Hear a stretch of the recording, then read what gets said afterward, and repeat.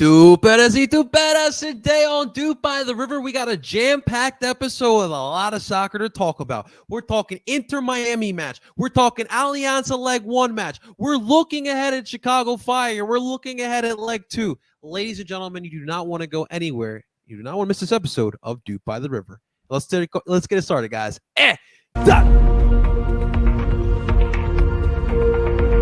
Doop by the River doesn't do anything well. There is not one. I'm sorry. There was no creativity. As a Union fan, I take that all day. Another DP. We need to go get Mario Balotelli.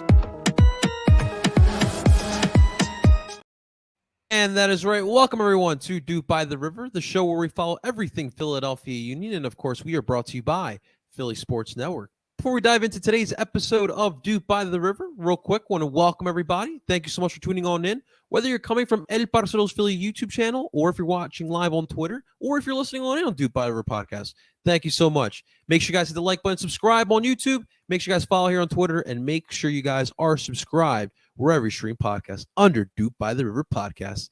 And, of course, ladies and gentlemen, let me introduce you today to my expert in duping, Justin Alejandro Park Doya Fan Club Friedberg. Well, Justin, how you feeling, bro?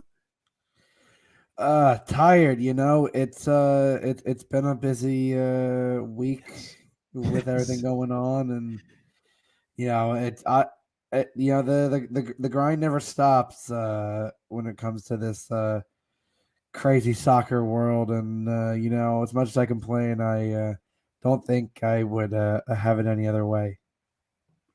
I completely agree, and you got more on your plate this season, but it's all worth the ride, man. It's all worth the bumps and the bruises, the tiredness, all of it, man. It's all 110% worth it there, man. But Justin, I figured let's get right into it because we do got a lot to talk about here, Justin. Right? So, two matches that we haven't been able to discuss. One bad performance, one performance maybe left desired more. But at the end of the day, we're talking about Inter-Miami. We'll start off with the Inter-Miami loss, the 2-0 loss on Saturday night. Look, the Union did not play well for 90 minutes. You had two absolutely ridiculous goals by Coco Jean and by Robert Taylor. You saw pretty much the same starting 11 from match day one here in this match here. So let's just talk about what was your biggest takeaways, man. Should Union fans after the second match, were they right to panic at that or freak out at that loss? No, I think the farther up removed from that game, I've looked back. The Union didn't have a horrible performance. They didn't have their best. Let's be honest. I think there was left a lot to be desired, but you're talking about two wonder goals. The second one being ridiculous. Hats off to Robin Taylor. That was just filth of the highest order. There's nothing you can do about that either goal, to be honest. I think outside of those plays, the Union had some chances. Like, I think they definitely left a lot to be desired. Miami played well, but I definitely think that game was the Union's to at least draw. So it did feel like they left a lot on the table in terms of what could have been. But I always say whenever they go down to Florida, no matter what season and what time of year, it's just ridiculous traveling down to Florida for these away games. It happens. Like it's the second game of the season. You're one win and one loss, and like I think if people are already gonna throw in the towel, considering how many games you're gonna play this season, like it's gonna be a long season for those people. And yes, it wasn't the best, but I think considering it's only 2 games in, and you especially this month alone, you have a lot of games. I'm not exactly worried about an average road performance. I think after that match, I thought to myself, okay, priority CCL. No one got hurt.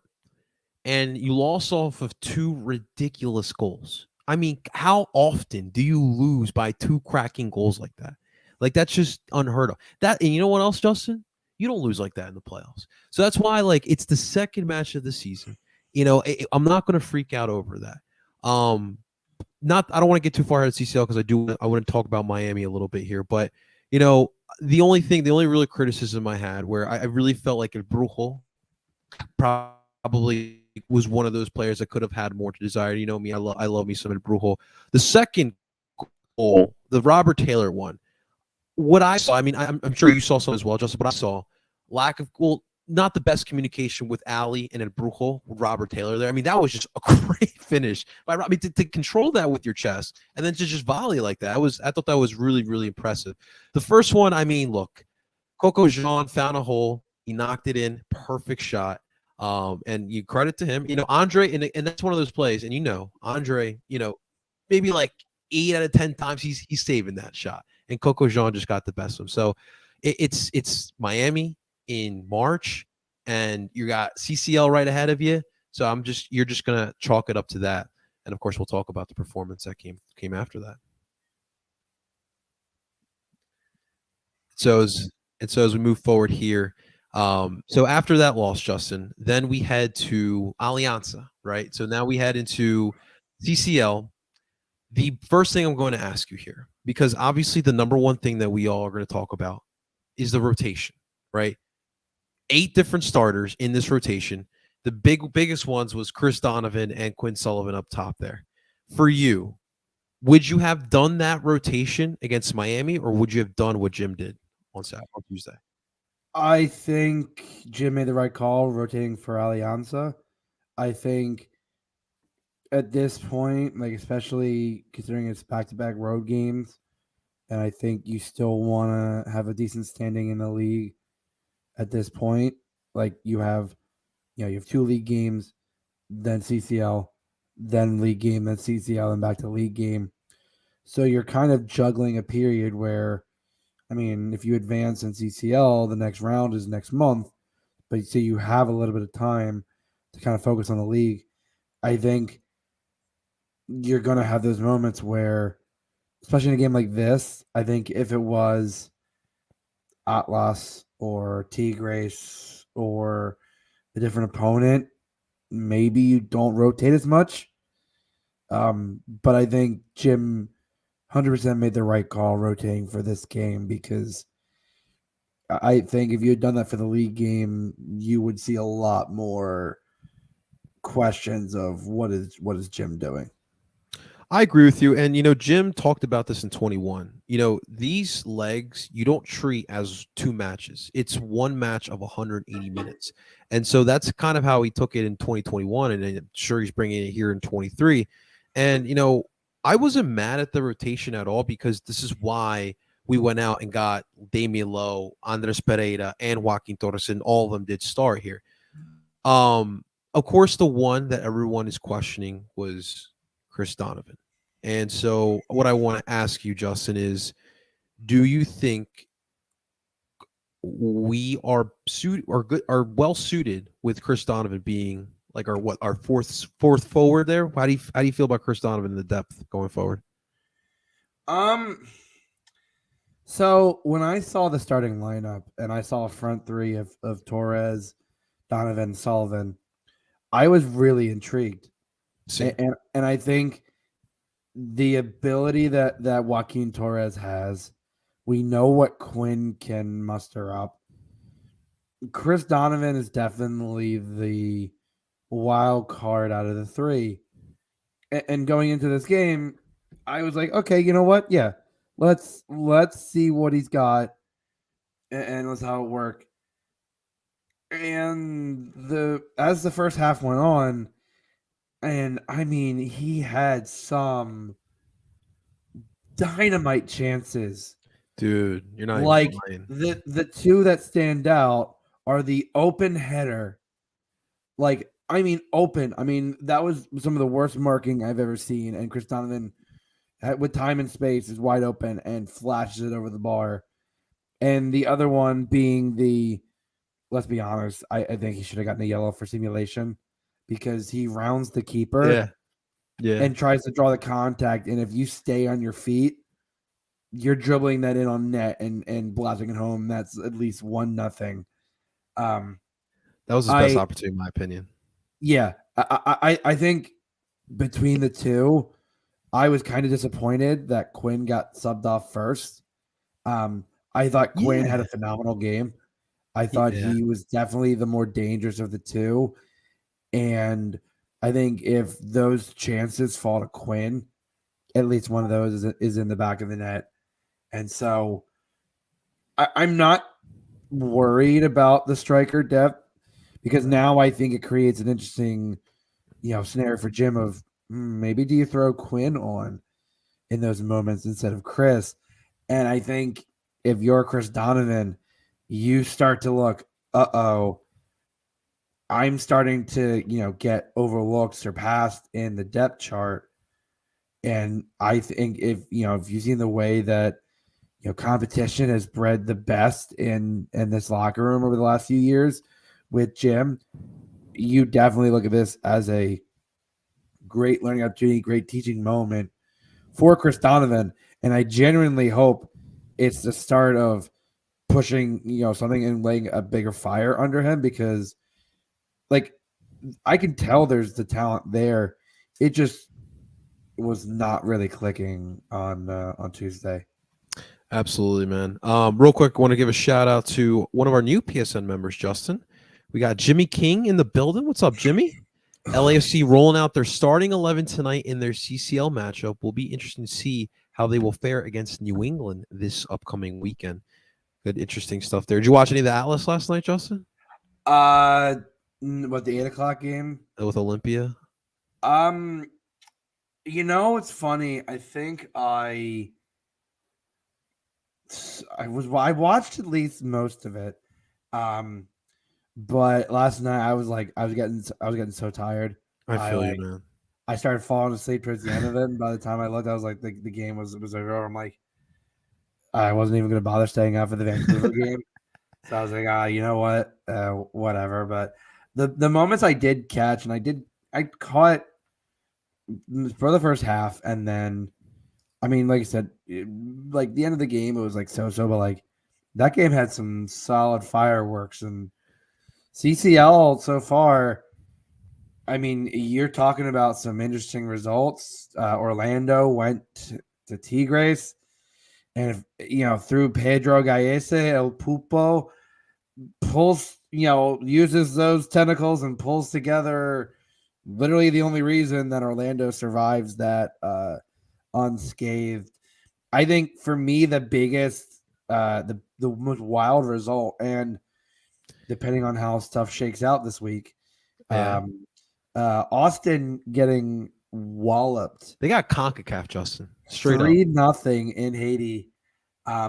Unfortunately, despite the terrible result, Austin might still advance. I heard about this. There's some early reports that due to some bureaucratic nonsense, the players from the Haitian club may not.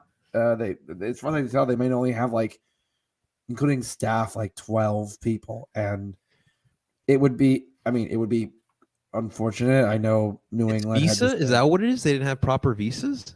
I mean that's usually whenever it comes to teams in terms of players not being able to enter, it's usually some kind of visa. I mean, because it's going to be a temporary visa for them just to even enter the country. I feel like this is World Baseball Classic now. Yeah, I feel like that's.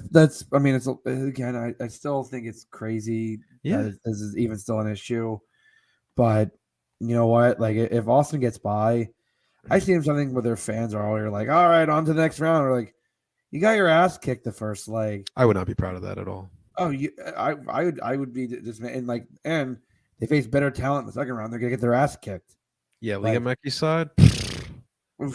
I don't know what their bracket is, but I mean, I'm just saying that would be definitely hilarious to see.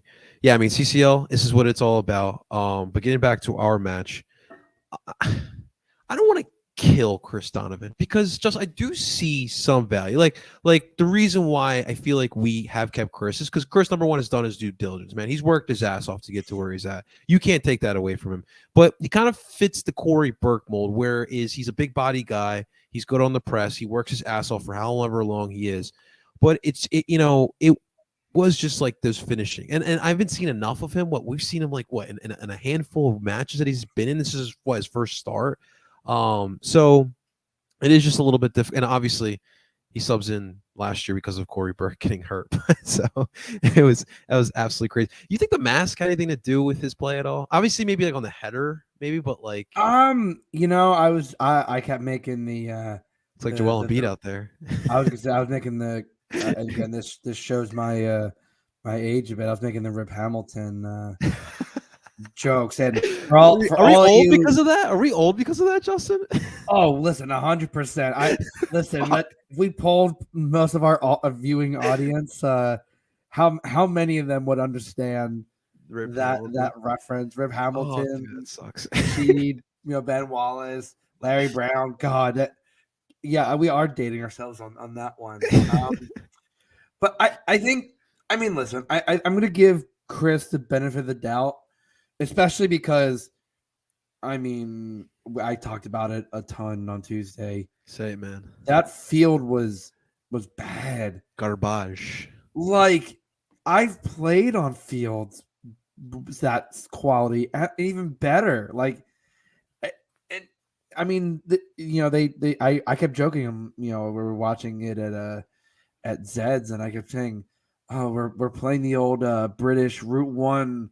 It up to the front, and it was working. But that was essentially the strategy. Was you had Damian Lowe, Jack Elliott, or Kai just blasting it up, and having Torres or Donovan. Donovan, if he was getting it, was trying to hold it down. If it was Torres or Sullivan, they were chasing it down and trying to play it through. And the Union created some amazing chances through that. But yeah, it just felt like. It was just Jim was just basically trying to tell them, hey, because you could not dribble that ball for 15, 20 yards. Forget about it. That ball was going to start bouncing up. It was going to stick. You were not getting anything. That playing that ugly Route 1 soccer was working. It was ugly. It is not something that you want to sustain. And I think on a better playing surface, even 2 years ago when the Union went down to Central and pulled out a tough result. Oh, Saprissa. Yeah, even that field of Saprissa was better than what they were playing with here, and that didn't even factor in the fact that we had adorable animals running on the field. And I will say, so I love the fun facts about that is that dog owners live near the stadium and are passionate supporters of the club. Dude, we got the whole story, the whole background story. Oh yeah, do we have a name? I did not know a specific name, but Alejandro Bardoya was one of my favorites. The ball that apparently people thought they were still playing with the ball that the dog bit. No, the ball was kicked out. The cameras didn't exactly cut to that. But listen, we were watching it at Zed's. We were cheering for the dog, and as soon as the security guard picked it up, we were all going boo, boo. He was just trying to play, and it was listen. CONCACAF wouldn't be CONCACAF without animal pitch invasions. I'm glad everyone enjoyed my tweet. So it was around the 40-some minute. I noticed in this on my peripherals. I'm notice there's something moving in the stands, and obviously that was weird as well. We'll talk about that. So obviously where you see the camera, that side of the pitch, it's all the fans we saw. So both goal lines, you didn't see any fans. So there's dogs strolling through. So I'm like, dude, what is going on? This is so CONCACAF. So I videotaped it, put it on Twitter. Everyone had a chuckle. And then the dog runs on the damn pitch in the 67th minute. And that is by far. So you had one of the biggest upsets, right, with Austin FC. But the story of leg one was the damn dog, Justin. Everybody and their moms was talking about this dog from Canada all the way to Panama. That's all we were talking about, and it was a great story, man. when it comes to sports, adorable pitch invasions, and listen, you could tell that dog. That like the players were like the players were trying their hardest not to giggle, and like like the dog was just like going on the ball like, hey, anyone want to play with me? Anyone want to play with me? Like, it was awesome. It was a cute dog, Justin. And even as the dog was being carried off, you could tell it was like just like I got all this attention, the tail's wagging, and I'm like, okay, that's that's fucking adorable. Like you can't get mad at an adorable dog like that. Official CONCACAF dog 2023. You already know. And that was the thing was people were already like oh, like is that a dog, a stray dog? Is that okay? And like within like it was like people were like the next day were like tweeting the team like what is it? What story? And they were like, okay, we got an update. The dog, the owners live in the stadium, and that was the whole thing. Was like the team was like, don't worry, he's in a well-loved household. He like they were just like everyone was just like, okay, good. Like that was the biggest story in Union Twitter for at least a day was whether or not this dog was being well taken care of. And that's how soccer fans have their priorities when it's like, who gives a shit about the result? What about the dog? I'm going to do, Justin. I'm going to take Lilo to Subaru Park next Tuesday and let Lilo lose. Now, Lilo, he might injure some of those Alianza players, but it was definitely a great story. But real quick, Justin, getting back to the pitch, because one of the arguments I did hear, obviously that's not conducive for playing, and obviously we're trying to grow this tournament, right? We're trying to make this the biggest deal since the other Champions League. These pitches don't really bring this tournament to good light. Should there be some type of regulation by CONCACAF when it comes to pitches, in your opinion? I think that's a tough. You're starting to get into some like subjective territory. I think because like again we talked about with Saprissa that that was a good pitch, and like again it depends where you are and in CONCACAF, you can have a variety of pitches for a variety of reasons. Listen, it's a regulation pitch, like unlike with NYCFC, it's a soccer pitch. Like I think that should be at least the determining factor. I think quality of pitch. Some teams, while it might be great that they qualify, they may not have the infrastructure. They may not have the ability.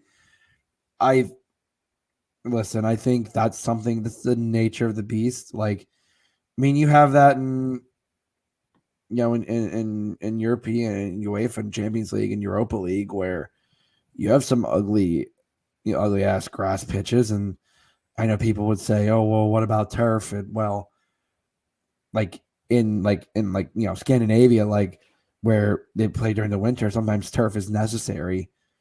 But in like El Salvador or Costa Rica, is that really conducive for one?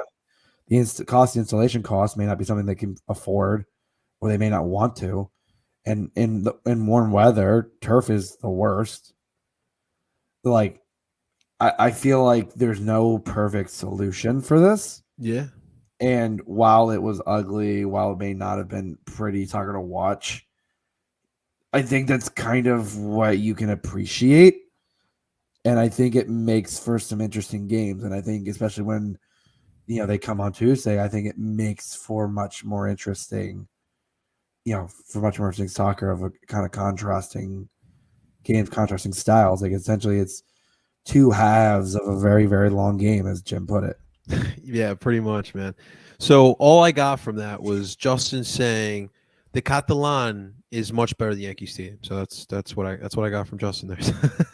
I mean, essentially.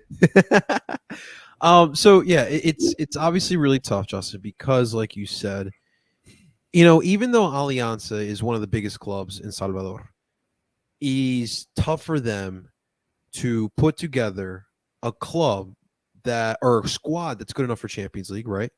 and then also good enough for the league. And you need training, you need the best managers. Eduardo Lara is a pretty, he's a pretty decorated manager in his own right in Colombia and Salvador as well. So that costs money. Getting the players they have costs money. So it just doesn't go around into the pitch. I mean, their stadium's pretty old too. Like, I was gonna say it definitely looked a bit like not crumbling, but it was weathered. I mean, you talked about squad. Their bench was 6 deep. Like the Union have double that. Yeah, and and half of it was made up of players who probably make. I mean, it's the case like when you talk about MLS compared to League MX, it's players who probably make more money than these players doing it in most seasons.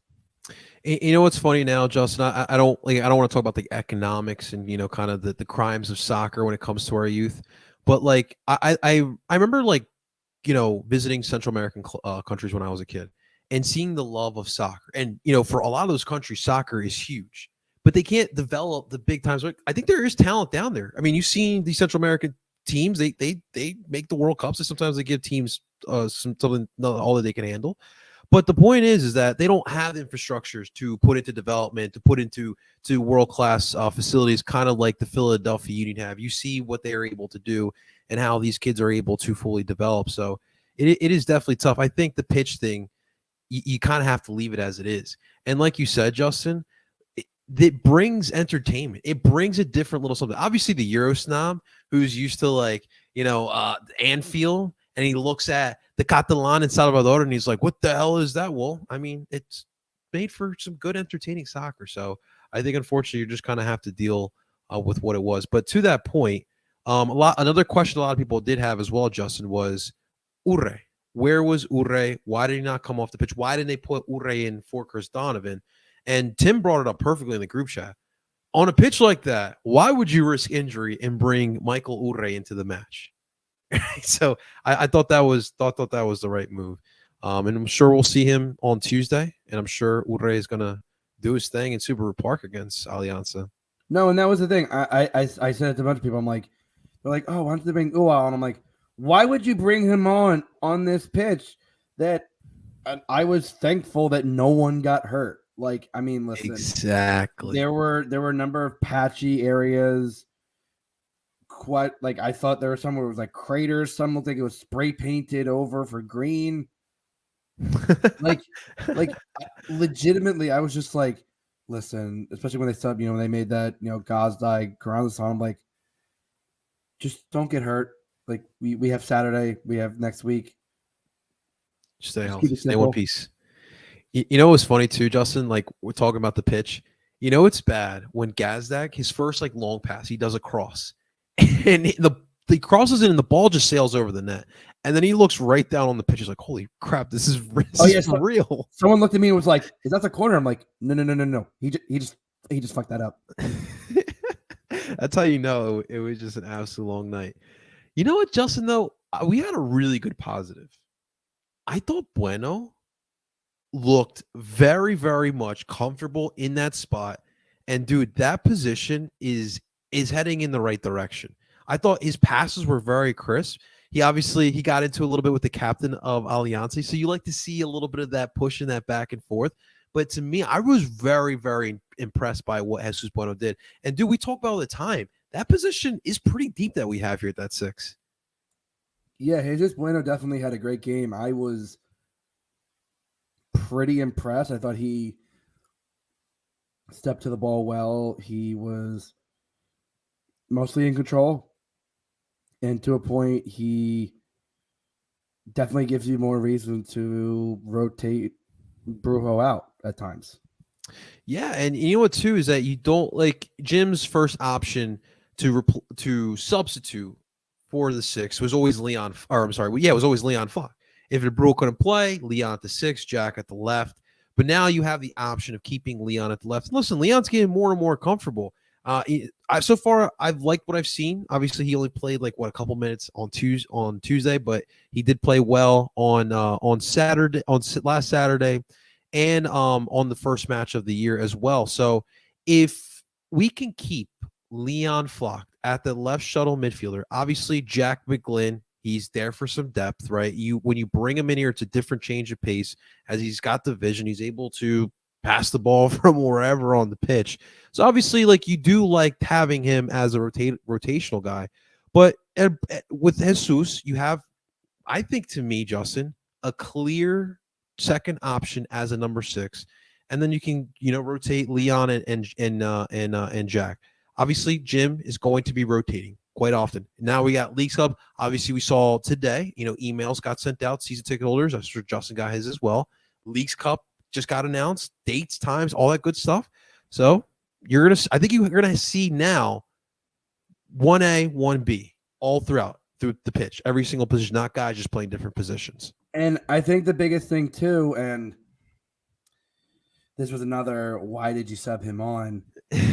I thought Andres Pereira had a great game.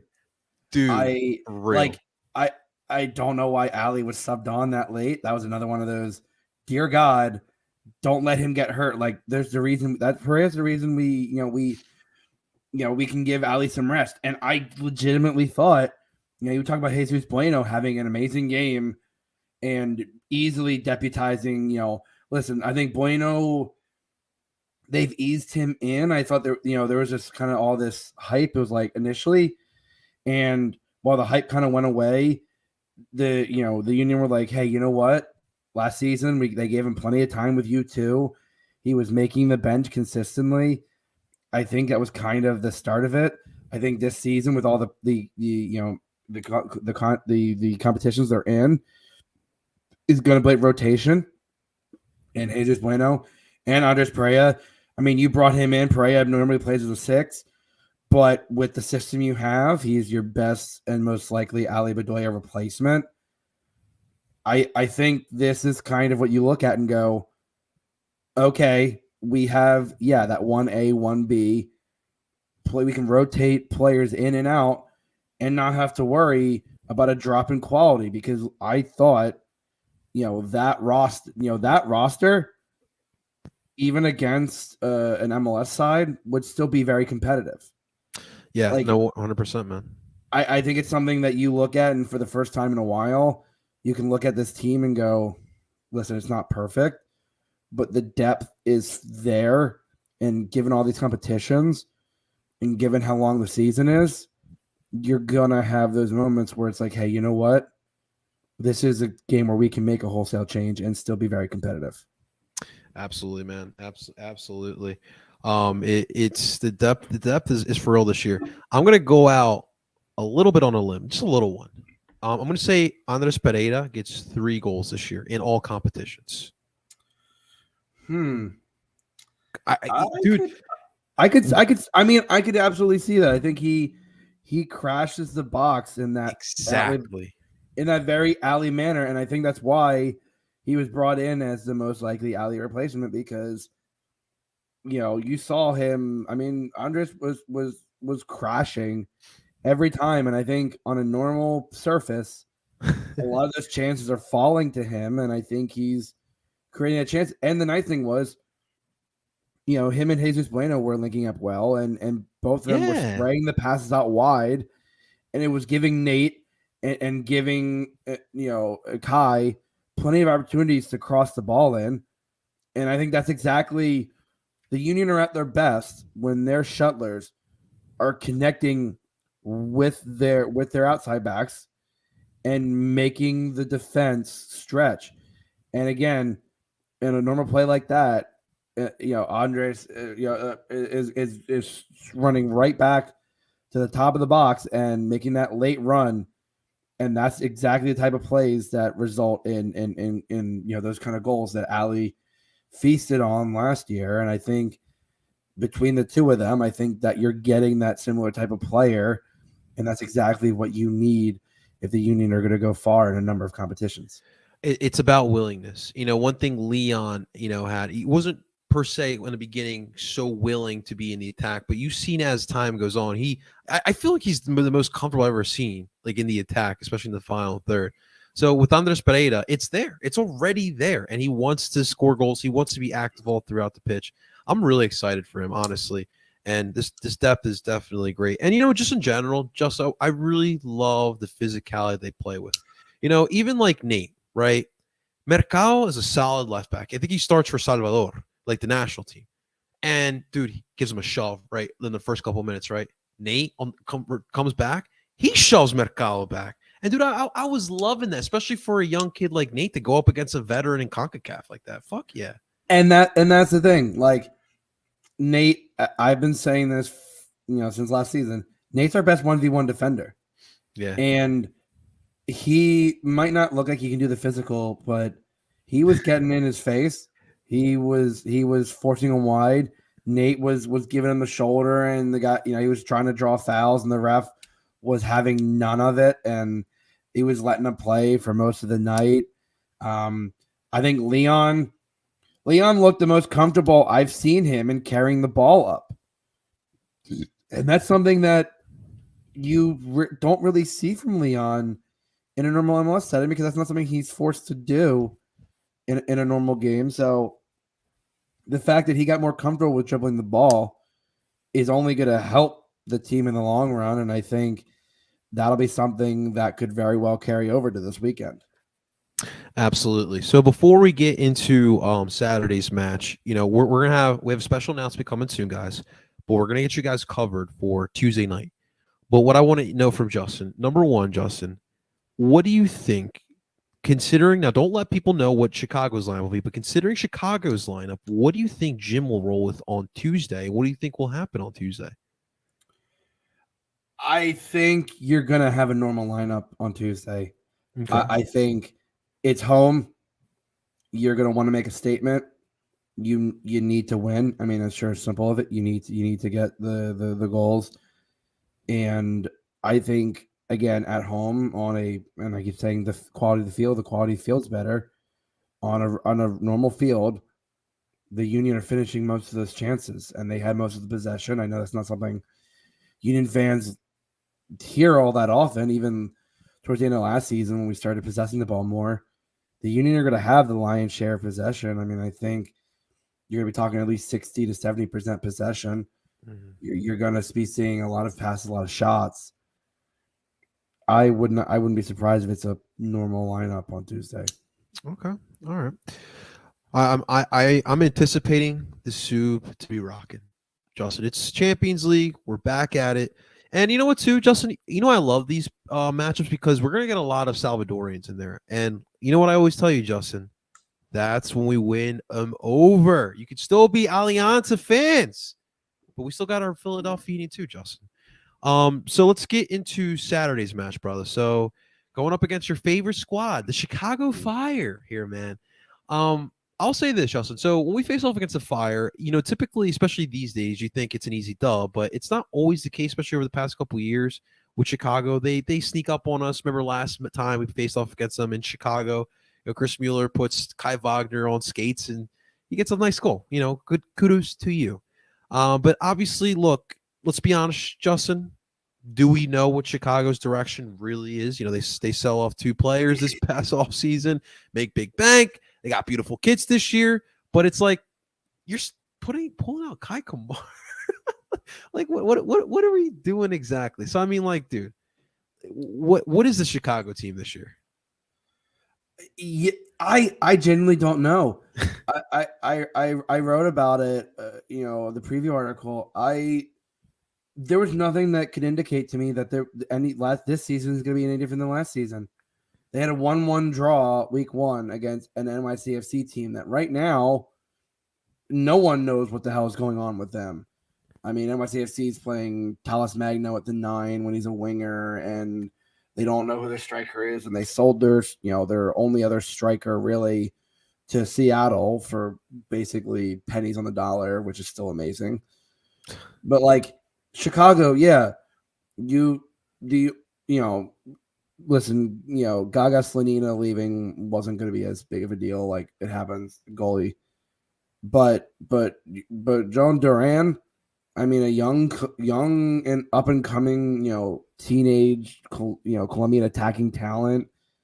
Dude could ball. I mean, he was second half of the season was genuinely starting to catch fire. no pun intended. I see what you Like he was doing well. And then Aston Villa comes and offers like $17 million, which if you're the Chicago Fire, you're not going to say no to a club record Right. transfer. Like I can understand why they sold him, but then you don't really replace. You have the same questions or more as of last year. You bring in Kai Kamara, who, don't get me wrong, I love Kai. He's a journeyman. He's been around the league at this point.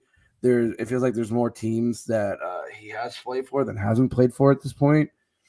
But like a 38-year-old striker on top of a very streaky, late 20s Polish striker. You put some respect on Casper's name. Union legend. And a early 30s Swiss player who, while is still very relevant to his national team, is very injury prone at this Were point. they in the World Cup, Justin? They were. He was. They were. Wow. And like Chris Mueller is that dude. Like when he shows up, yeah, he can be on his game, but like the Union playing at home against Chicago has really never been much of an issue, of late. Yeah, and of course their one goal has come from former Union player Fabian Herbers, who is still there.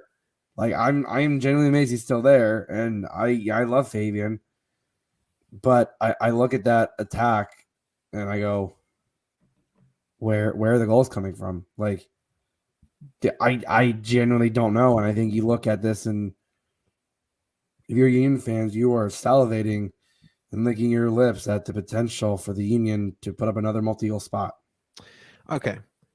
But again, letdown is always a factor. Ladies and gentlemen, it is always a factor in every single match. With CCL coming up here, obviously, the question is here then, do you roll with a similar lineup that you did Tuesday, or do you roll with the lineup that you predominantly ran in MLS? I think you run with the lineup you normally run with. I think if you were up, and I expect it to be at least 3 goals, if you run up at least 3 goals, then you start rotating and you give those guys rest. But I think you want to make a statement. The league is still going to be of importance, even with this CCL, when you have to balance it. And I think you rested your players Tuesday, so why would you give them a whole week's rest? You're going to start them at the very minimum on Saturday, and then rotate out if you need to. But realistically, your normal lineup is going to start and play at least 60 minutes. I mean, I think I'm with you, but then like there's a part of me that goes, well, I feel like that lineup too. Well, maybe besides Chris Donovan, but I feel like majority of that lineup Tuesday could beat this Chicago Fire team tomorrow. Especially those young kids playing together. They just got something together. So it'll be interesting what Jim decides to do for Saturday. But I think that I actually kind of like this, Justin, because I do feel like there is going to be like that intrigue. Because, the past couple seasons, Justin, you and I, or Tim or Zach, we do the lineups and like it's Andre, it's Kai, it's Glazis. But like now it's like, okay, well, we got this competition coming up. Could we see Joaquin starting? Could we see Andres starting? And I think that intrigue definitely is pretty. It's fun this year. So I'm definitely enjoying that part about the lineups this year. Depth, Justin, we got it this year, man, and it's definitely big. So lineup Saturday: Blake and goal, Wagner, Glazis, Elliott, and Bizo. Yeah, I think so. I think Chicago is one of those. Chicago's defense in midfield are questionable, and I think having 2 wingers, having those fullbacks that can bomb up and down, I think is one of those where, again, Olivier's defensive game has gotten better, and I think if he needs to get back, he will. But I think after giving him the rest, rightfully so, on Tuesday, I think you roll with him and try to exploit the space in behind that you're going to have. Real quick, why has Chicago played 1 match? Do they have postponement too? No, I think it's always weird. There's always with the awkward number of teams. Because there's 29 right now. There's always going to be one team that doesn't play, Okay. and so this was the week where the Chicago Fire didn't play. Okay. Just curious there. All right, back to the starting lineup. Midfield, Flock left, Martinez 6, Bedoya right, Gazdak the tip. Yeah, I wouldn't see why you wouldn't. And out of those, I think Ali would be the one who would get subbed off if you're up a few goals, as I expect. Absolutely, man. And then Carranza and Ure at the 2 forward spots there. Justin, for you, is there anyone else from Chicago besides Shaqiri that people should be keeping an eye out for that you've seen there? The only player I can think of is, again, going to be Chris Mueller. Okay. And I think that's just pure because Torres, last year was hurt most of the year, so you don't know exactly what you're getting from him. You have some young homegrowns there, but in terms of attacking talent, there's not a lot to speak of. And I think that's just the state of how Chicago is at the moment. Like, I feel so bad for those fans. Yeah, and I think fans too. People forget 2017, the last time they made the playoffs, Nemanja Nikolic was on fire. That team looked pretty dominant. I think they finished like third. Like that's only 6 years ago, and it feels like the Chicago Fire have been a joke for a while now. And they just complicate. And you know what it is too? It's like the 1.0 teams. I feel like those clubs seem a little bit disconnected from what's just going on in the world of soccer these days. And I kind of lump Chicago in that as well. It's especially there's so much soccer culture in Chicago that you're just fucking out, man. What are you doing? Yeah, and especially with the whole stadium thing, like now they're playing at Soldier Field, and now the Bears might not even play Soldier Field anymore. Like NFL lines, it's just bad. Like you had a decent thing going with Bridgeview, right. And I've been out to Bridgeview. I like it. It's not that far outside the city. Like it's essentially, it's like how Chester is to. That's what I hear. It's like maybe 15, 20 minutes tops. Like, and it's it's not a bad spot. There's not a lot to do in the area. Can you tailgate? It's at Soldier Field. Yeah. Yeah. It's depending on the day. It can be as our friend Tommy and I dealt with. We the rain game. Well, that we actually also there was also a fight and either a shooting or stabbing. Oh my god! After the game, with some the dudes that ended up getting in the altercation ran past us in the garage. We were walking down to meet up with somebody before heading back to our hotel, and I know that area can be kind of because it's over by the art museum. Like it's not a bad area, but it's still one of those. They had a soccer specific stadium. They had a decent area, and they left for whatever reason. What was the reason? I don't know. This weird mindset with being with people who are obsessed with being in the city limits or playing in non-soccer specific stadiums, which I don't understand. Like, I hate soccer specific stadiums are better more than anything.